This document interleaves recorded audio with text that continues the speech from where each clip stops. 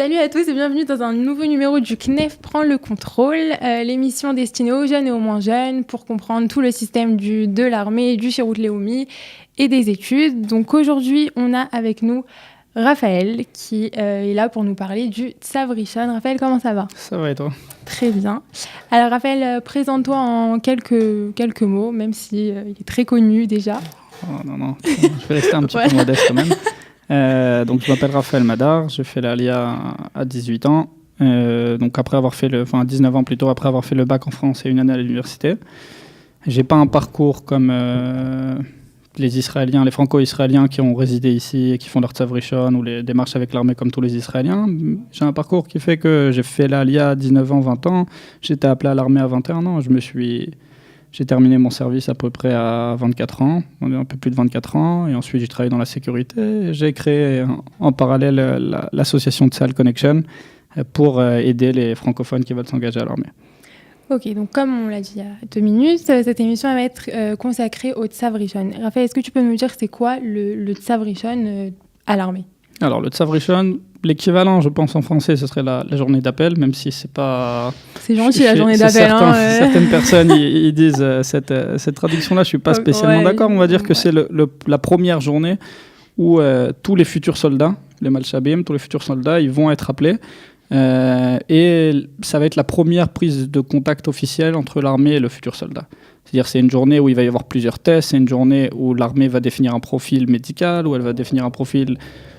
Enfin, n'importe quel type de profil avec des tests de logique. Et en fonction de tout ça, ça va donner un premier aperçu à l'armée sur, premièrement, qui est le jeune en question. C'est-à-dire, très bien, il est Olé Khadash ou il n'est pas Olé Khadash, il est israélien, c'est quoi ? Est-ce qu'il peut, par la suite, potentiellement être affecté dans des unités combattantes ou pas ?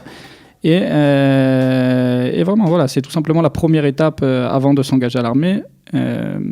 C'est une journée qui est quand même extrêmement importante et que malheureusement, beaucoup de jeunes négligent. À quel moment un jeune il va être appelé à son Tzav Rishon, il va recevoir son Tzav Rishon ? Généralement, il y a plusieurs types de cas. On va dire le cas d'un jeune qui est en Israël depuis avant ses 16 ans. Il recevra son Tzav Rishon autour de ses 16 ans, entre 16 et 17 ans. Généralement, c'est quand ils sont en Kita Yud Aleph, donc en classe de première. Ça peut arriver qu'ils le reçoivent un peu plus tard, dans le cas où ils ont fait l'Aliyah vers leurs 16 ans, donc le temps qu'ils rentrent dans le système de l'armée. L'armée peut les appeler quand ils sont en classe de terminale. Mais s'ils le souhaitent, ces jeunes en question, ils peuvent de toutes les manières toujours nous contacter et on fait en sorte d'avancer la journée de Tzav Rishon. Ça, c'est pour ces cas-là. Les jeunes qui arrivent après 18 ans en tant qu'Olim Khadashim, encore une fois, généralement, il y a ce qu'on appelle une année d'intégration. Donc, ils feront leur Tzav Rishon, ils recevront une convocation un an après, donc vers leurs 19 ans, 20 ans, ou ceux qui viennent à 20 ans, 21 ans. Et les jeunes qui passent par le programme Mahal, donc ceux qui font l'armée en tant que touristes sans faire la Aliyah et qui font un service militaire d'une durée de 18 mois, c'est comme on a un partenariat avec l'armée, avec Mahal par rapport à ce programme-là, alors on les tient directement, on leur explique immédiatement quand est-ce qu'ils font leur Tzav Rishon. C'est généralement très très vite. Les démarches de Mahal, ça se fait en 2 mois alors que les Israéliens, ça se fait en 2 ans. Donc ils font leur Tzav Rishon quasiment 1 mois après leur arrivée en Israël.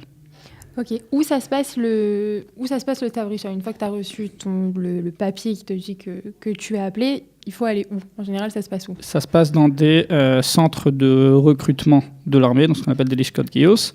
Il y en a 5 dans le pays. Il y en a un à Tibériade, un à Haïfa, un à Beersheva, un à Jérusalem, et le dernier, le plus connu, celui qui est à Tel HaShomer, à Kiryat Ono, à côté de Ramat Gan et de l'université de Bar Ilan. Généralement, c'est dans ces centres de recrutement qui vont se faire. Quelqu'un qui habite à Hadera, il va le faire à Natania. C'est vraiment en fonction de... Les jeunes, ils peuvent nous contacter pour voir où est-ce qu'ils vont le faire, mais généralement, c'est en fonction de l'adresse que l'armée a par rapport à la Teudat Zehut. C'est-à-dire que si quelqu'un a fait la Aliyah, imaginons à Natania, et qu'il n'a pas prévenu l'armée ou qu'il n'a pas changé sur sa Teudat Zehut l'adresse, qu'il a habité à Jérusalem, le Tzav Rishon qu'il va recevoir, ça sera à Haïfa. Alors qu'en vrai, il habite à Jérusalem. Dans ce moment-là, il faudra faire une demande pour changer de centre de recrutement, de l'Ishkat Giyus. Donc c'est important, c'est quelque chose qui est important à prendre en compte, que si on change d'adresse, il faut immédiatement, premièrement, le changer sur la Teudat Zehut, et deuxièmement, si les démarches avec l'armée ont déjà été commencées, informer l'armée immédiatement du changement d'adresse.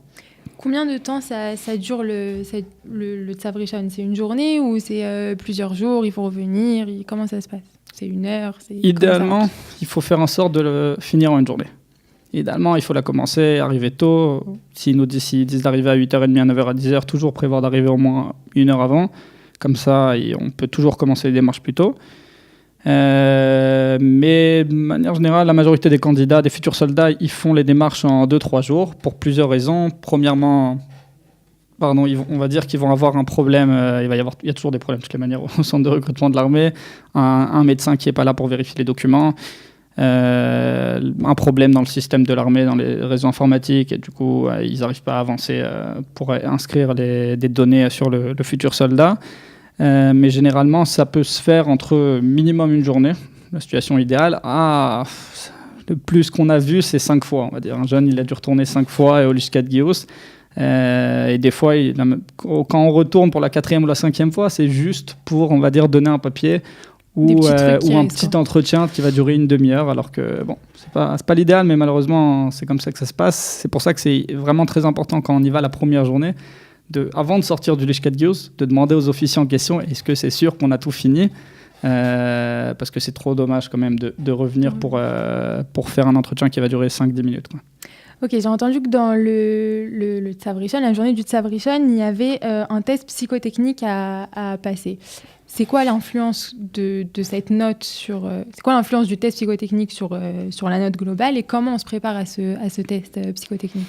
Alors, le test psychotechnique, c'est une des parties, un des examens, on va dire, qui va composer la journée du Tsavrishon. Il y a généralement d'autres entretiens, donc un entretien individuel, un entretien général où ils vont prendre une prise d'information, mais le test psychotechnique, c'est vraiment ça vaut 50% de la note générale du Tsavrishon.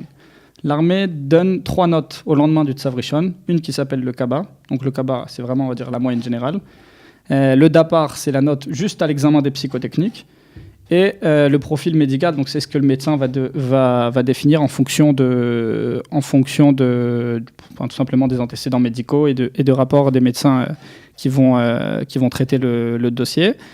Mais les tests psychotechniques, c'est quelque chose qui peut se faire en début de journée, qui peut se faire en fin de journée, et ça vaut 50% de la note du Tsavrishon.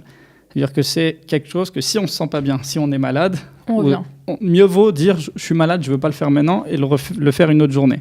La grosse difficulté, c'est les jeunes qui font le test psychotechnique à 16h. Alors, ce n'est pas un test qui est spécialement compliqué. C'est-à-dire, on commence le test, d'abord, ils nous font un test d'hébreu à l'écrit. Et derrière, il ne faut pas paniquer si on voit que de l'hébreu, c'est normal. Même si on est en Lechadash depuis 1 an, 2 ans, 3 ans et qu'on ne comprend pas, c'est normal. C'est le test d'hébreu à l'écrit, il se fait en fait à ce moment-là sur l'ordinateur. Et juste après, il y a des tests de logique.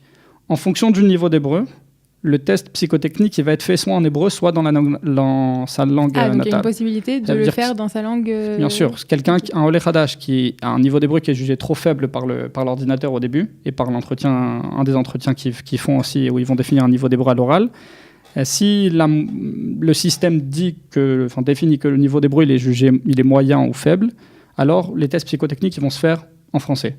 On sort dans la langue natale, et à ce moment-là, s'il est en français, il dure une demi-heure. C'est des tests de logique ou mettre des figures dans d'autres figures.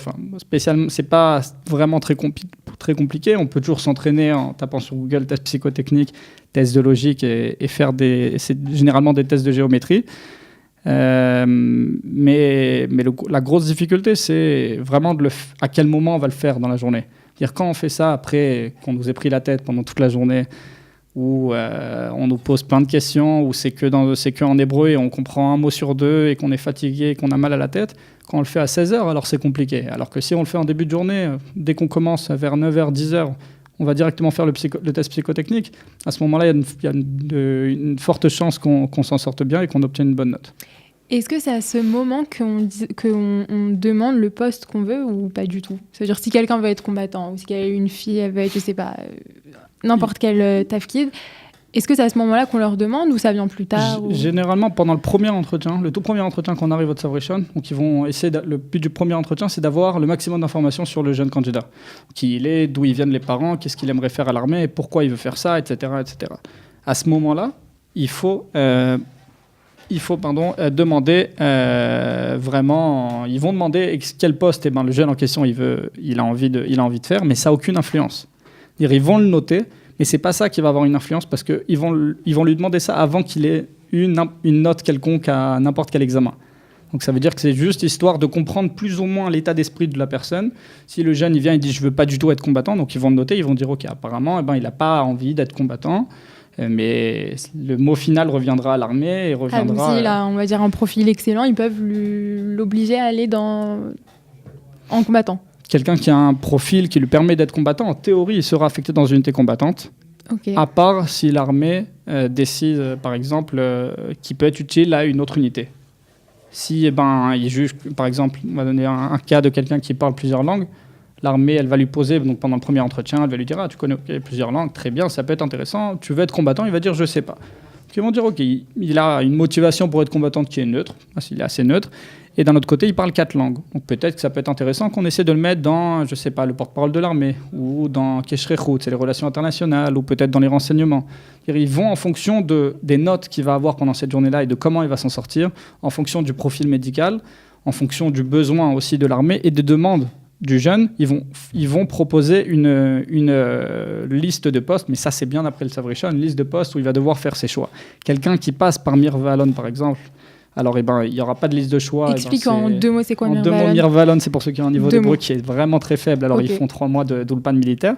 Alors, eux, ils n'ont pas, par exemple, la possibilité de choisir leur poste sur Internet. Ils choisiront leur poste en face à face, ce qui n'est pas plus mal parce qu'au moins, ils ont, on va dire, un être humain. Tu peux négocier ? Il y a possibilité de négocier. Quelqu'un qui reçoit, on va dire, une liste de postes après le Savrichon en fonction de, tout simplement, de comment son Savrichon, ça s'est passé et des notes qu'il a reçues. En fonction de tout ça, il parle en face d'un robot, quoi. Donc ça veut dire qu'il reçoit une liste qui est vraiment robotisée. Derrière, il doit s'adapter à ça. Il pourra toujours faire appel par la suite. Et on explique en général aux jeunes comment, quand ils viennent nous contacter, comment on rédige une lettre avec des lettres de recommandation, etc. Mais la décision finale reviendra toujours à l'armée. Ça, c'est important de le garder en tête. Tout à l'heure, tu as parlé de l'entretien individuel. Comment on s'y prépare à cet entretien et en quoi ça consiste exactement ? Alors, le but de l'entretien individuel, selon l'armée, c'est de juger, de vérifier surtout à quel point le futur soldat il est compatible avec le service militaire. Ça veut dire quoi ? À quel point il est compatible ? Si quelqu'un il vient et qui dit j'aime pas les Arabes, moi je suis uniquement pour que les Juifs ils habitent en Israël, il y a des gens qui pensent ça au final. On peut penser ça, chacun est libre de penser ce qu'il veut. Mais s'il le dit ça comme ça devant un officier, ou dans notre armée, il y a aussi des gens qui sont arabes et qui se portent volontaires pour servir, ils vont le voir comme quelqu'un qui prend parti, qui est un peu extrémiste. Et dans ce cas-là, ils vont lui dire, bon, cette personne-là, son rêve peut-être c'était d'être combattant, on va éviter de lui donner une arme. Donc on va dire la note qu'il va recevoir à cet entretien individuel, elle risque d'être basse. Et derrière, plus que ça, il risque d'écrire dans le dossier qu'il n'est pas apte du tout à être combattant. Ok. Donc il faut faire hyper attention à ce qu'on dit. Cet entretien-là, c'est très important, très très très important d'être neutre. C'est-à-dire de ne pas trop se mouiller. Ils vont poser des questions généralement sur comment on se comportait à l'école, si on était quelqu'un qui était un leader ou quelqu'un qui restait sur le côté. Ils vont demander des questions, ils peuvent être très, très, très durs, on va dire, ils posent des questions sur la religion, alors qu'à 18 ans, 16, 17, 18 ans, on n'a pas vraiment d'avis de nous-mêmes sur la religion, et expliquer qu'est-ce qu'on pense d'une autre religion. Ils peuvent parler du conflit israélo-palestinien, si vraiment on tombe sur un officier qui est dur. Les choix de questions, ils sont vraiment illimités. Le plus important, dans cet entretien-là, c'est de jamais prendre parti pour quelque chose. Ça veut dire, moi, j'étais le meilleur, ou moi, tout le monde me suivait, ou moi, je déteste les Arabes, ou je déteste les Juifs, ou je déteste ci, ou je déteste ça. La meilleure réponse, toujours, c'est ce que j'aime bien dire aux jeunes, c'est un sujet qui me dépasse, moi, je fais comme ça, mais je suis encore jeune, j'ai que 16 ans, j'ai que 17, j'ai que 18 ans. Mieux vaut ne pas se mouiller, et ça montre, au contraire, on fait preuve de maturité en ne pas donnant d'avis sur des questions assez dures à poser pour un jeune qui a 16, 17, 18 ans. Quel conseil tu pourrais donner, vraiment un petit conseil à quelqu'un qui, par exemple, demain passe son Savrichon ? Premièrement, aller dormir tôt, bien manger, okay. ramener de la nourriture avec lui pour demain, ramener un livre, même quelque chose qui lui permettra qui l'évite d'être sur le téléphone même pendant la journée et de parler en même temps à ses amis, qui se concentre uniquement sur la journée du Savrichon. Ça veut dire qu'il ne pense pas aux autres qui vont lui envoyer « Ah, j'ai fini mon Savrichon », parce que généralement les jeunes, en plus qui ont 16 ans, 17 ans, ils le font tout le temps ensemble. Il va voir ses amis qui ont fini plus tôt, il va vouloir être pressé de le finir plus tôt, Et derrière, il va bâcler un des entretiens. Mieux vaut qu'il se concentre uniquement sur la journée et qu'il ne regarde pas trop son téléphone. Et surtout qu'il prenne un livre, quelque chose qui va lui reposer, je sais pas, son esprit, afin qu'il puisse vraiment se concentrer et essayer d'obtenir les meilleurs résultats possibles. Si on veut te contacter, on te contacte comment, les jeunes qui Alors, il y a la page Facebook Tzal Connection, c'est une des options. L'autre option, c'est de nous contacter par mail, au mail contact@tzal-connexion.com, ou encore le numéro de téléphone 054 905 60 16. Merci beaucoup Raphaël d'être venu nous expliquer tout ça.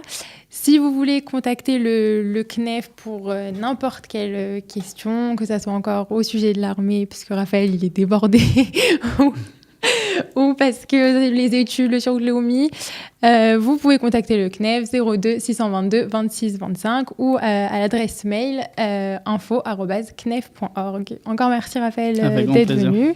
Et quant à nous, on se retrouve très bientôt pour un nouveau numéro du CNEF Prend le contrôle. Au revoir.